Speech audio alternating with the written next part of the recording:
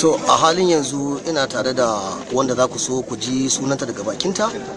Malama me cikakken sunanki? Ni sunana Murja. Na Murja, me sunan mai gidanki?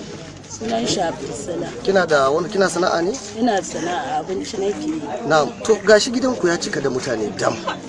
Ana zuwa kallon wani abu da kika haifa a cikin ciki ko kuma abin da ya zauna cikin ki tsawon lokaci. Ko za ki mana bayani yadda abin yake? Yana min yawo ne a ciki na. Haka yake. Kuma ban iya tafiya sosai. To ko kin je asibiti?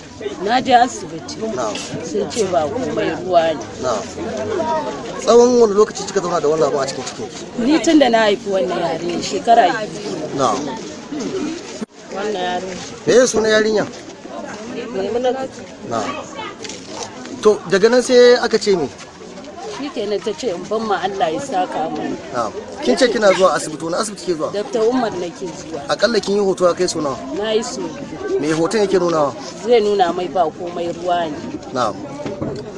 To daga nan sai aka kika haifa wannan abun yanzu? A ciki na ta cire min da addu'a. Na'am. Kuma kamar yadda ake haihuwa haka kika haife shi? Ta gefe.